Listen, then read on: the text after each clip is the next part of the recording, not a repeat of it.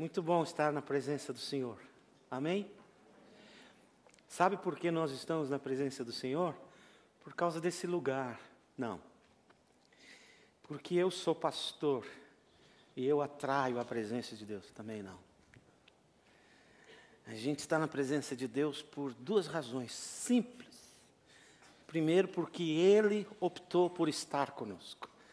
Independentemente de qualquer coisa na nossa vida, de qualquer condição pessoal, Ele gosta de estar conosco. Ele está conosco cada segundo da nossa vida. Nós é que nos esquecemos. E a segunda razão pela qual Ele está conosco foi que o Senhor Jesus prometeu, sempre que 2 ou 3 pessoas se reunissem, em qualquer lugar, no nome dEle, Ele estaria ali. De maneira que se você tivesse ontem assistindo o glorioso, espetacular, inigualável, inimaginável Rangers da Escócia, que bateu no meu Corinthians de 4-2. Por isso ele é tudo isso, para bater no Corinthians tem que ser assim.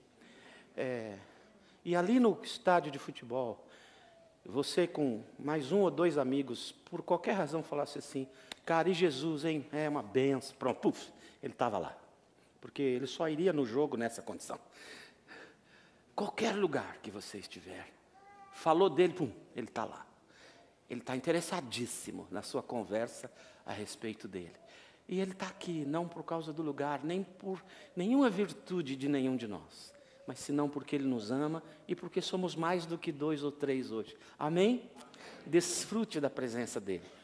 Hoje, enquanto você está na presença dEle, não precisa orar assim. Basta orar assim, porque Ele agora é Emmanuel.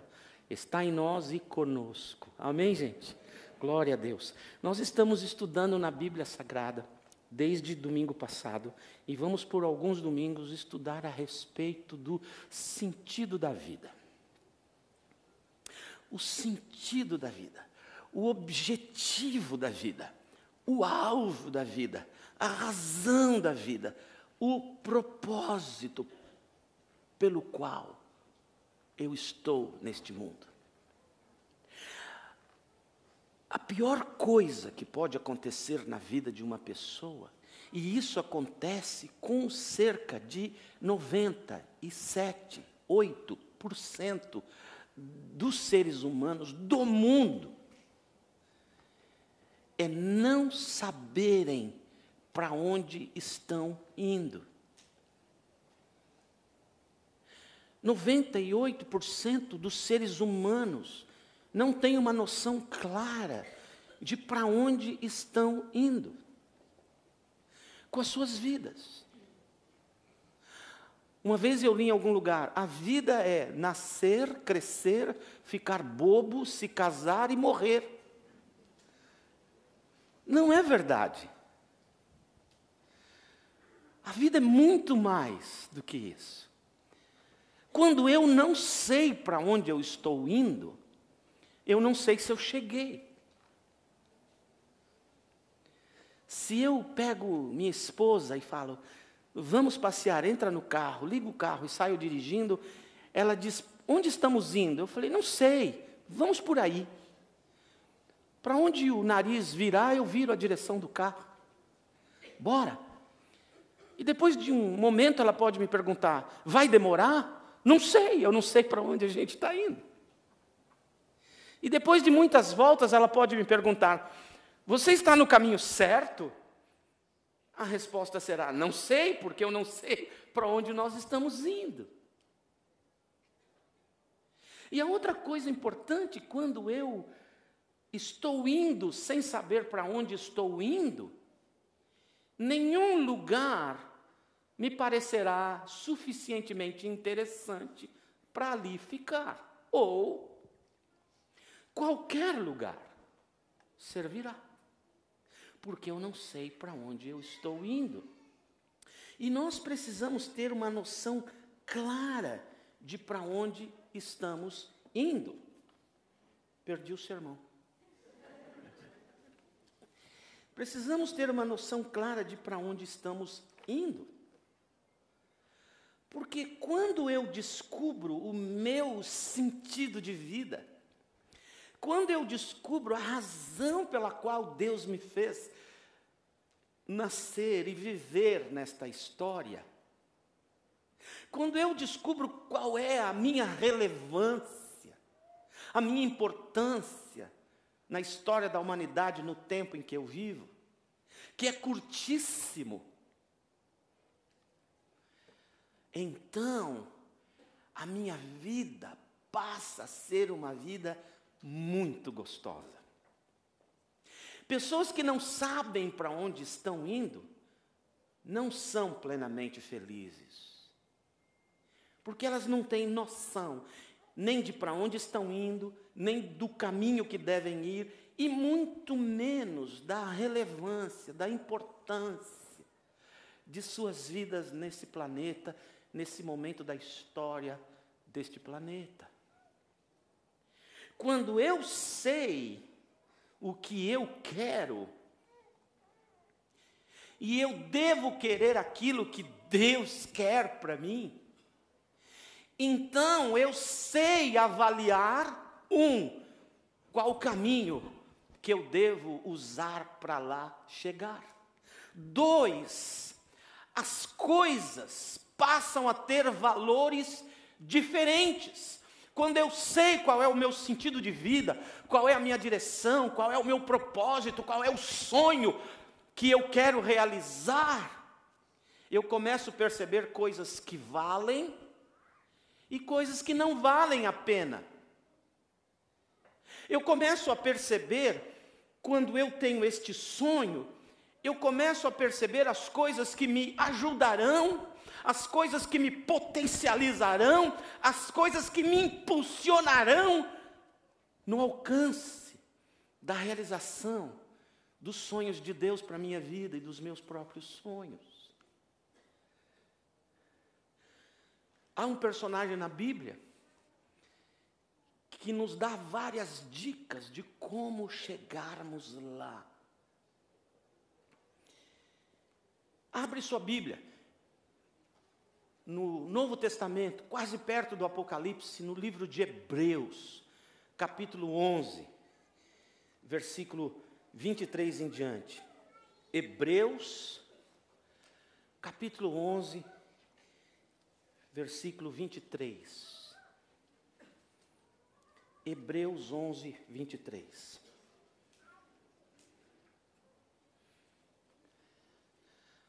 Diz assim a Bíblia Sagrada: pela fé Moisés, recém-nascido, foi escondido durante 3 meses por seus pais, pois eles, os pais, viram que ele era uma criança fora do comum. As traduções antigas falam que ele era muito bonito.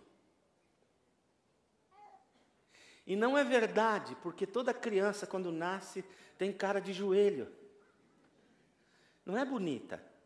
Bonita aos olhos dos pais, né? Das avós também. A palavra em hebraico, quando Moisés nasceu, os pais perceberam que algo estava sobre ele. Algo de Deus estava sobre ele. Alguma coisa específica, um propósito de Deus estava sobre esta criança. Continuando. E não temeram o decreto do rei, que tinha mandado matar todas as crianças, meninos, ao nascerem.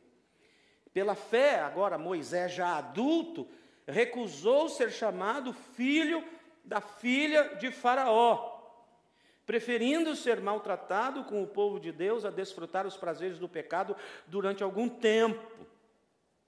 Por amor de Cristo, e ele nem sabia exatamente quem era Cristo, mas a Bíblia nos dá a entender no Novo Testamento que ele teve uma visão do Senhor, ainda que ele tivesse chamado o Senhor de Yahvé, era uma aparição de Jesus para ele.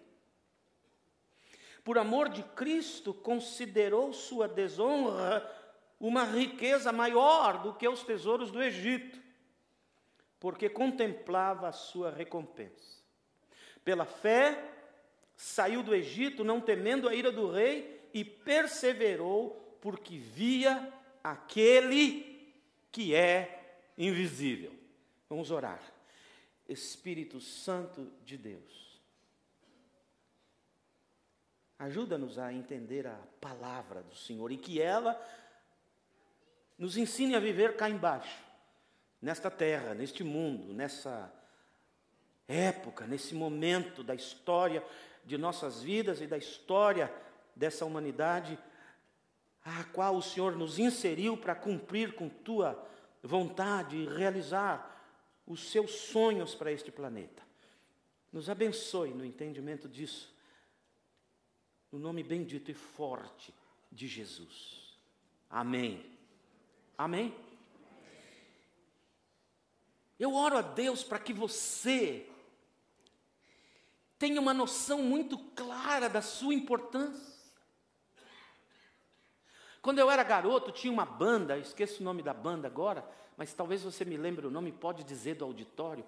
Uma das canções que eles cantavam parecia o melô de minha própria vida, pois assim eu me sentia. Eu tenho baixa estima.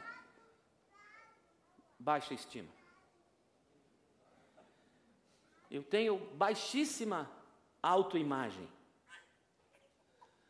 E aquele grupo cantava assim: nós é inútil, nós é inútil. Eles cantam, como era o nome dessa banda? Ultraje a rigor. Aquilo era um ultraje a rigor na minha vida. Mas era bem como eu sempre estivera me sentindo. O que eu estou fazendo aqui? Para que eu sirvo? Para nada. Eu tinha e tenho enormes complexos. E porque eu tenho complexos, eu morro de vergonha de dizê-los. Então não vou te dizer quais são.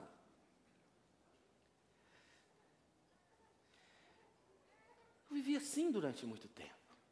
Porque eu não tinha noção de quem eu era.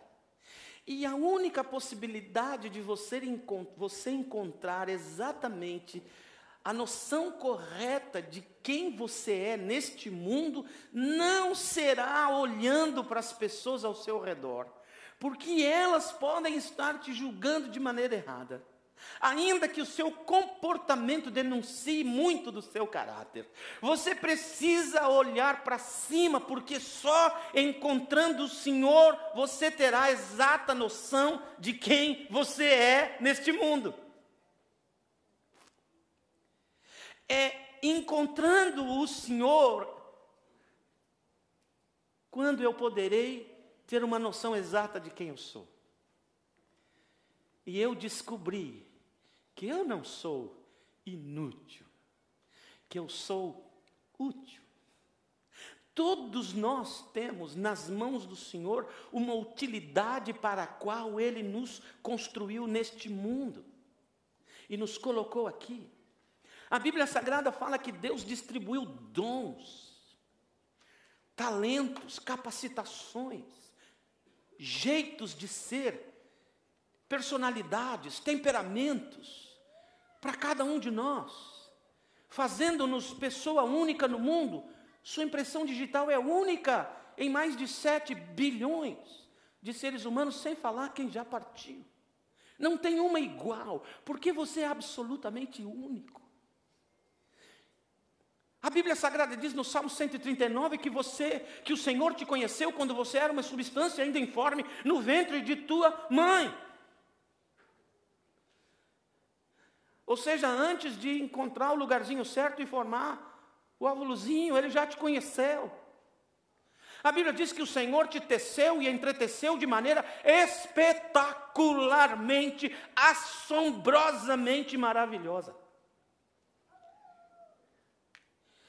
E você é campeão, você é campeã.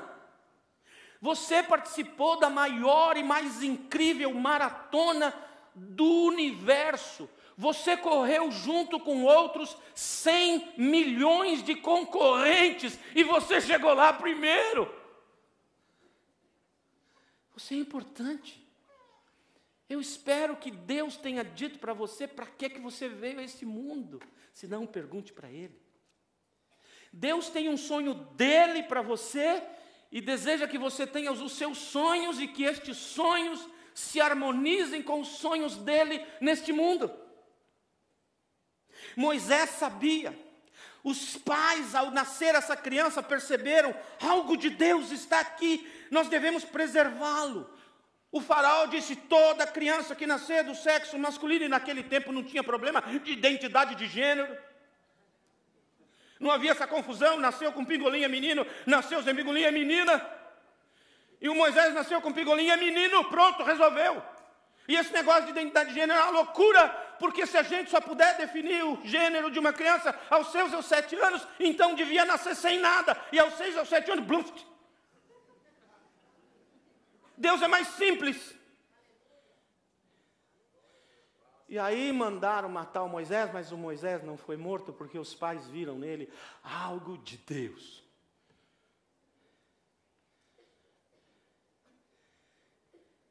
E Moisés foi educado por sua mãe, a pedido da filha do faraó, por aproximadamente 10 ou 12 anos. E ele conheceu tudo que podia conhecer da palavra de Deus. E quando era criança, ele já tinha uma noção de quem ele era. E quando foi grande,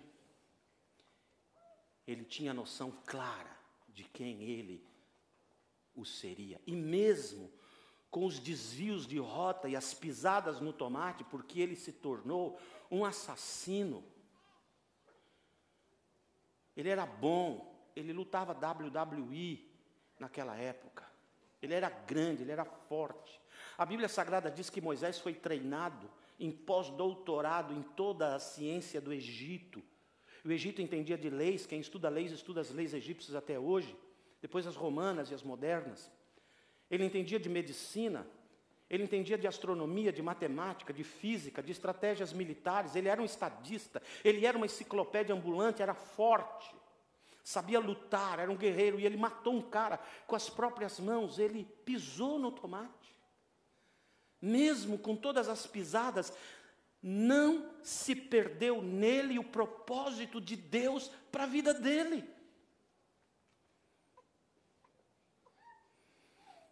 Moisés estava sendo levantado nesta terra para ser um libertador do povo de Deus. E para a eternidade alcançar a vida na cidade celestial. Quando Moisés teve convicção do que Deus queria da vida dele, quem ele seria nesta terra, o Moisés aprendeu 3 coisas que eu tenho que falar em 5 minutos. Primeira, Moisés aprendeu deixar. Segunda, Moisés aprendeu a adotar. Terceira, Moisés aprendeu a manter-se. Quando você tem noção clara do que você quer de tua vida, do que Deus quer de tua vida, então talvez você precisa primeiro deixar. O deixar é abandonar, é tornar nojento para você, tornar asqueroso, provocar asco, enjoo, mal-estar, deixar. Quando eu sei para onde eu estou indo, eu tenho que escolher deixar. O que Moisés deixou? Em primeiro lugar, ele deixou de ser chamado filho da filha de Faraó. O que significava isso? Que ele era o herdeiro do trono do maior império do mundo naquela época. O Egito naquela época era uma espécie de União Soviética e Estados Unidos em força bélica, mais a quantidade de soldados da China, mais a raiva do norte-coreano, misturado com o Maduro da Venezuela. E auxiliado e orientado e aconselhado por Lula. Isso era Egito. Isso era o Egito. Um pedaço do inferno. Por causa do conselheiro.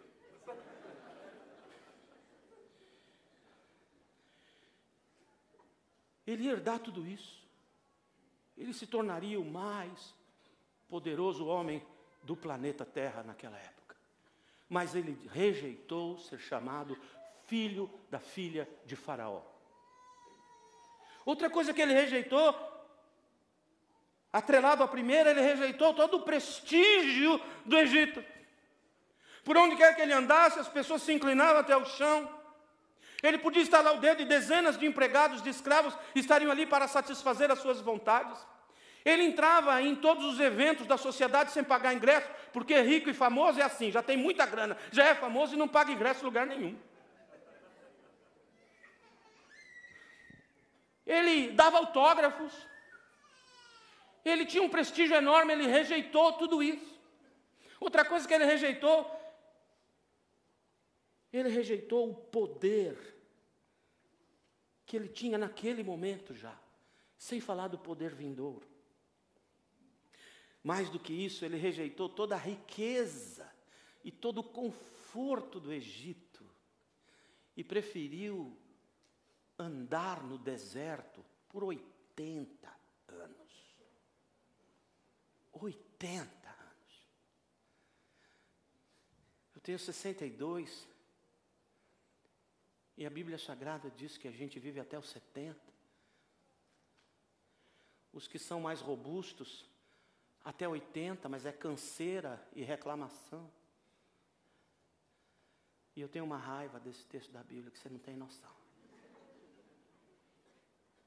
Sabe por que eu tenho raiva desse texto?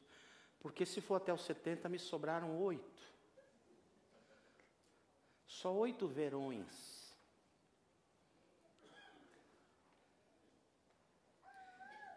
Se for até os 80, 18. Acho tão pouco. E por que eu tenho raiva? Porque o mané que escreveu esse pedaço da Bíblia chama-se Moisés. E ele viveu até os 120. Não é justo. Virou Bíblia, agora tem que dar certo. Será que ele estava com raiva da sogra, de alguém naquele dia?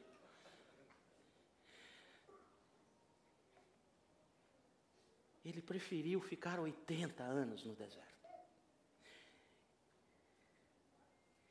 Ele preferiu, em vez de ser dono do mundo, ser escravo da humanidade.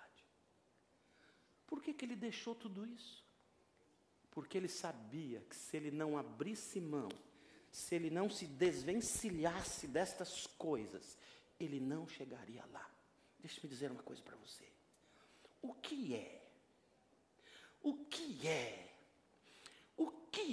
que você tem noção absoluta de que Deus deseja? Abandone, senão você não chegará lá, e você insiste em não abandonar.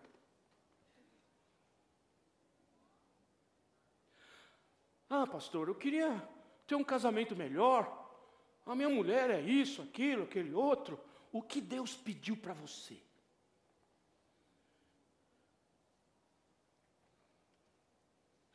Não tente mudar ninguém. É impossível. Mude você. Ore para Deus mudar, mas você não consegue mudar. Há certas coisas no teu casamento, marido, hoje é do dia dos maridos, que Deus já deixou claro para você parar com isso. Deixa esse costume desgraçado que está desgraçando a tua casa.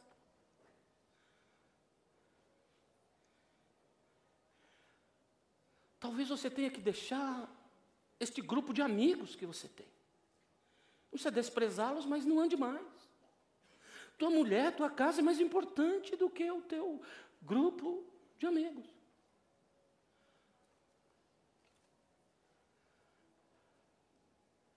Mulher, o que é que Deus tem pedido para você deixar e você não deixou ainda? Deixar de reclamar na orelha do teu marido assim que ele entra. Deus já falou para você, dá 5 minutos para a antagônica pessoa que é seu marido. E você tagarela. O que é que Deus... Jovem, o que é que Deus pediu para você? Larga a mão disso, senão você não vai alcançar o seu sonho. Você não vai chegar lá. Você quer ser um bom jogador de futebol, um bom atleta, um bom musicista, um bom ator de teatro? O que você quer ser? E vai continuar nessa maresia de vida. Não vai fazer nada. Larga. Há coisas que precisamos deixar. Deixa de uma vez.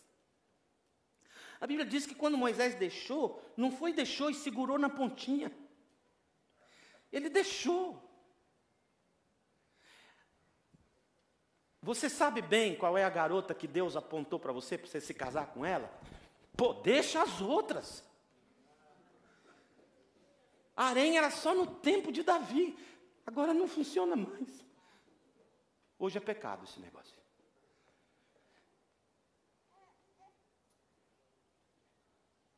Quer tirar boas notas? Deixa a preguiça. Vai estudar. Vai ler. Quem não lê se torna escravo, servidor de quem lê.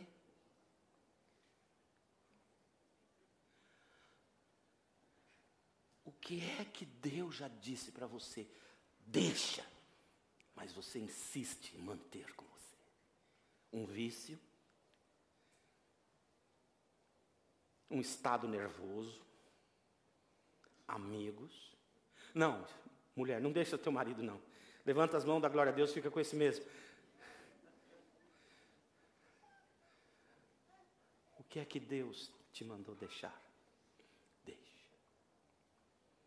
Segundo, ele adotou. O que ele adotou? Ele adotou 3 coisas. Primeiro, ele adotou o que Deus queria para ele.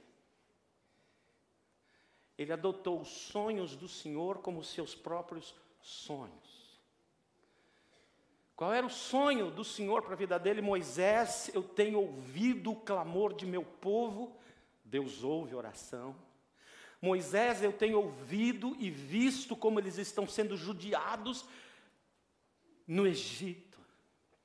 Moisés, o clamor chegou aos meus ouvidos e os meus olhos contemplam a dor e o sofrimento de minha gente. Hoje eu te levanto para que você os tire do Egito e leve para onde eu tenho determinado, você os leve. Moisés entendeu que Deus o queria como libertador do povo e o condutor do povo. Eu não sei exatamente o que Deus está pedindo a você. Adote o sonho de Deus para você, você será feliz. A vontade de Deus não é ruim.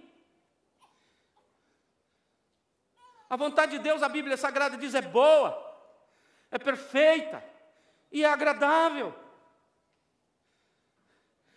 Adote o que Deus quer para você como o seu maior sonho de vida. Segundo, ele adotou o suprimento do Senhor em contrapartida com o suprimento do Egito. Quando ele abandona as riquezas do Egito, ele deixou desse lado e adotou deste. Em vez de andar nas carruagens de ouro e pedras preciosas carregadas por cavalos ou por escravos com roupas maravilhosas do Egito, ele preferiu andar a pé no deserto e aceitou o suprimento de Deus.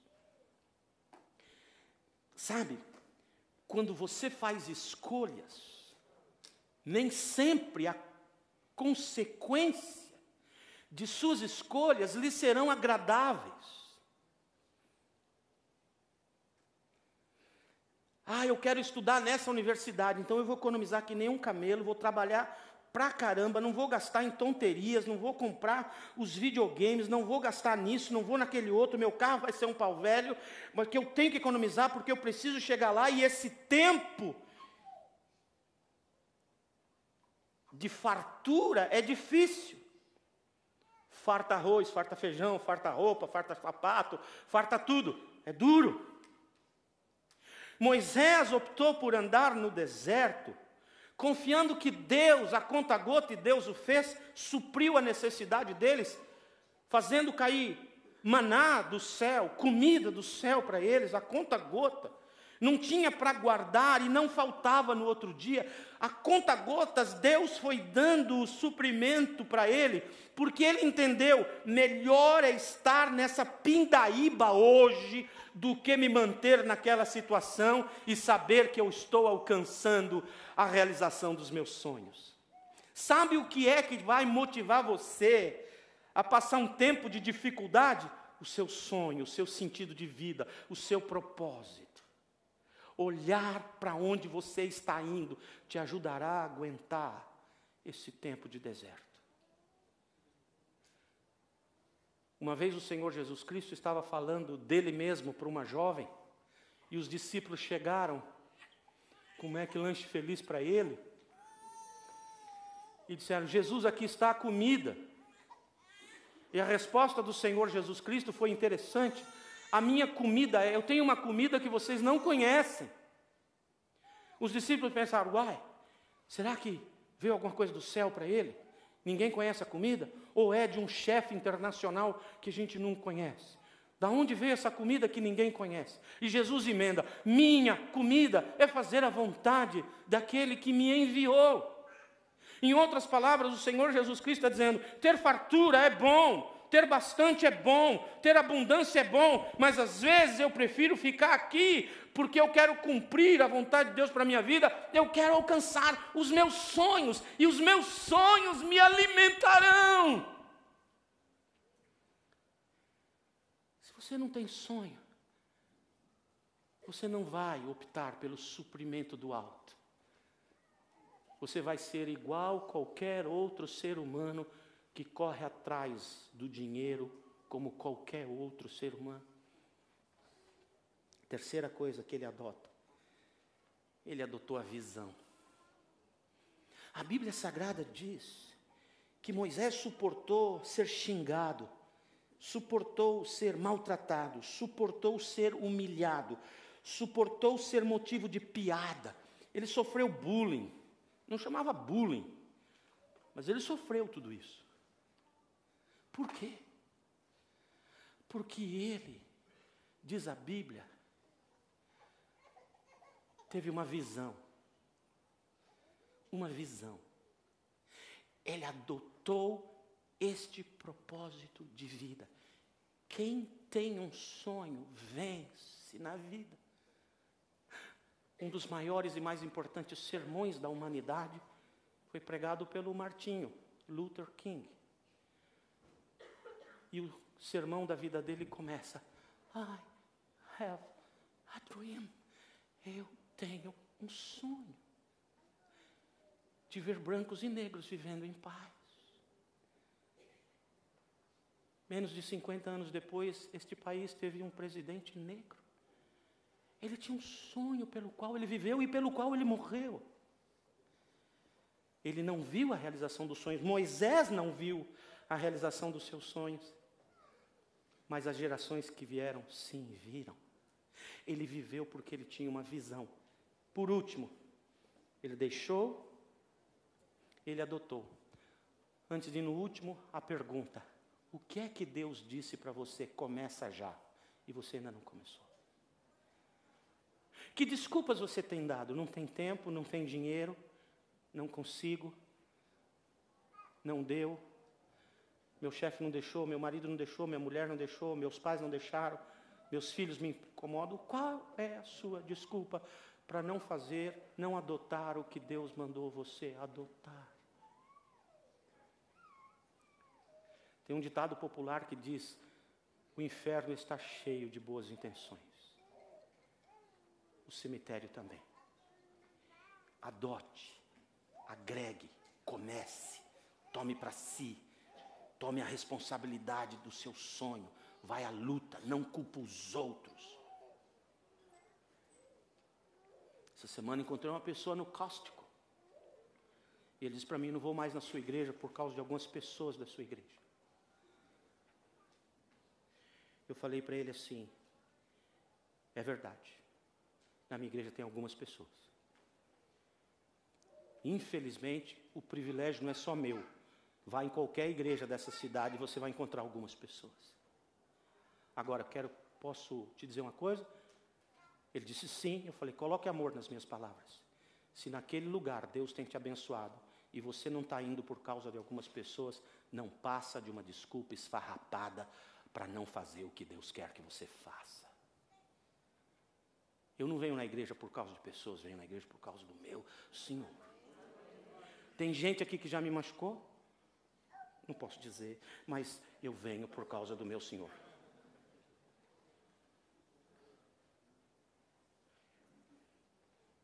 Eu poderia dizer, não vou mais na igreja porque tem alguém que não está mais lá. Por isso eu não vou mais. O que é que Deus te pediu para você fazer e você ainda não fez? Começa já. Por último, Moisés manteve 3 coisas na sua vida. Primeiro, ele manteve o foco. Ele olhou para o invisível como quem vê. A Bíblia diz que ele viu o invisível. Ele focalizou naquilo. A palavra focalizar significa manter-se inabalável. Se manter consistente. Esse é o nosso problema, especialmente da nossa cultura brasileira. Nós vamos bem se tudo começa bem. Mas a gente desanima se as coisas não vão bem.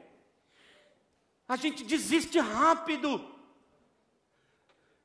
A gente veio para a América, eu vou viver bem lá, e está vivendo num perrengue danado, e já quer desistir de tudo e fazer coisa errada. Não!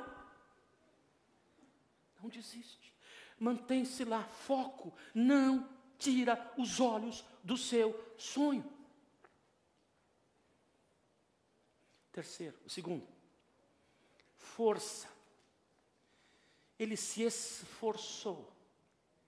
Você pode ter olhos num sonho de Deus, indiscutivelmente de Deus para você. Mas se você não fizer a sua parte, não vai dar em nada. Quando a Bíblia Sagrada diz assim, em vão trabalha o trabalhador se o Senhor não edificar. Em vão vigia a sentinela se o Senhor não vigiar. Isto não significa que eu não preciso trabalhar porque Deus está trabalhando. Isto não significa que eu não preciso vigiar porque Deus está vigiando. A Bíblia Sagrada está dizendo que há uma dupla. Você trabalha e o Senhor edifica. Você vigia e o Senhor toma conta. Você tem que fazer a sua parte. Levanta e sai para trabalhar. Faz alguma coisa. Sai do sofá, pelo amor de Deus. Ora mais. Ajoelha. Quebra o joelho de oração. Faz alguma coisa. Se esforça. Pelo amor de Deus. Para.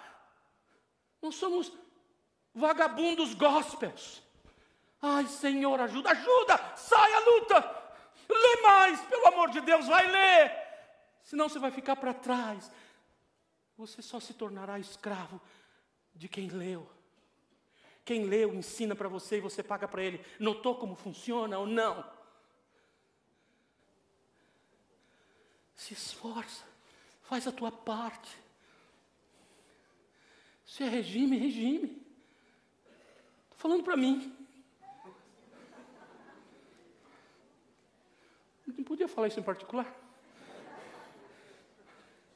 Vai à luta. Pensa que anima fazer regime?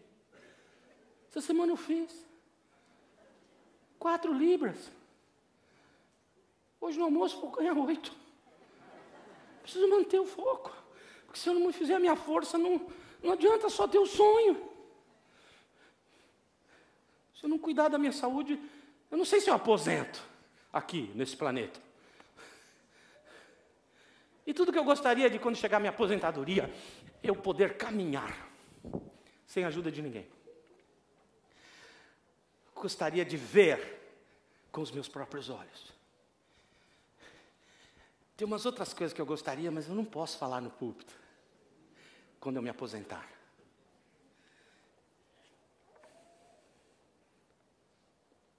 Se esforça. Pelo amor de Deus, para de ser mole. Mente fraca. É tempo de fazer força e correr atrás do sonho. Terceiro, fé. Eu preciso ter foco, não perder a visão. Preciso fazer a minha parte. Tudo que eu puder, tudo que estiver ao meu alcance, dali para frente. É a parte do Senhor. Dali para frente eu tenho que crer que Deus vai fazer. Se Deus me mandar ser honesto neste mundo, e Ele já mandou, todos nós. Se Deus me mandar ser honesto neste mundo, eu não posso perder o foco. Eu vou me esforçar com todas as forças para ser. E se nada mudar ao meu redor, é tempo de fé. Continuarei por fé. Continuarei por fé. Mesmo que os meus olhos carnais não vejam as mudanças aqui, eu não vou perder a visão da visão. Do sonho, do destino, do sentido, do lugar, do endereço, do propósito de minha vida. Seguirei me esforçando, até que o meu corpo não aguente mais os convites da graça e tenha que partir. Eu continuarei me esforçando. E por fé, eu alcançarei o que Deus quer que eu alcance.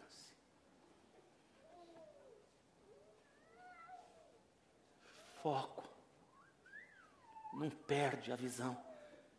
Fica inabalável. Não importa o que aconteça ao seu redor, não perde a visão.